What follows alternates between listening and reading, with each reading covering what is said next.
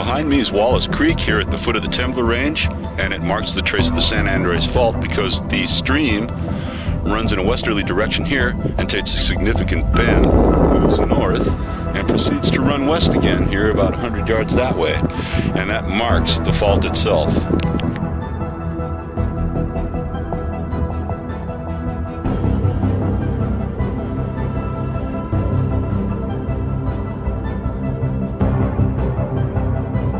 On January 9, 1857, an enormous earthquake on the San Andreas Fault rocked the area of Fort Tejon, which is near Gorman.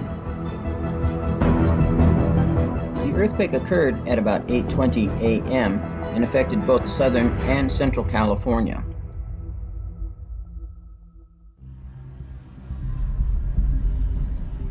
This was one of the largest earthquakes ever recorded in United States history. This earthquake had a magnitude of 7.9 on the Richter scale.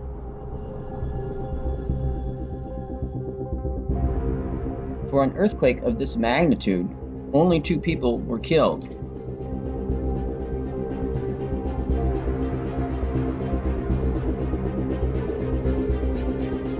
Surface rupturing caused by the quake was extensive.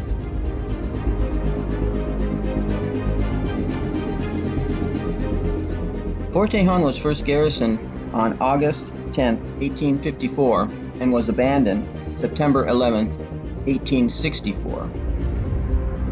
The fort had a garrison complement of 225 men. In 1858, Fort Tejon was the terminus for an experimental camel corps. The camels were quite hardy, but were also quite temperamental, and the soldiers in charge of handling them found them to be very difficult.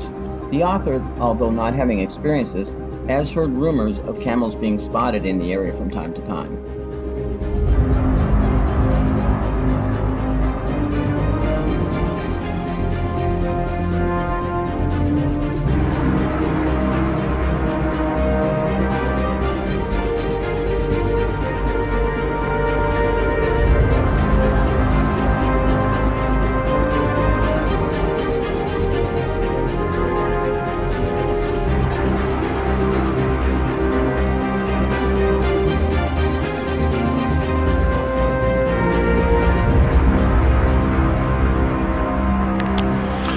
We're here about 3 miles south of Gorman, and behind me are a series of trenches excavated by geologists, and they directly bisect the San Andreas Fault, which can be marked by that small stick. I don't know if you can see it, it's right down the middle of the trench there. What they found is that with increasing frequency, large earthquakes of a magnitude of 7 or more occur along this fault line here. And as I move over this way, you can see how the fault line traces down a stream bed.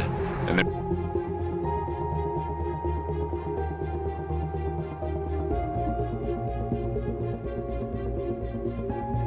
This earthquake was the last time any significant pressure was released on the San Andreas Fault, which was the border of the Pacific Plate and the North American Plate. A good spot to view San Andreas Fault would be the Devil's Punch Bowl near Palmdale, or off of Avenue S, where one can see the faulting and folding to the right or left side of the road. Also, Bouquet Canyon is a good example of the San Andreas Fault, which runs right directly through the valley and follows the stream bed.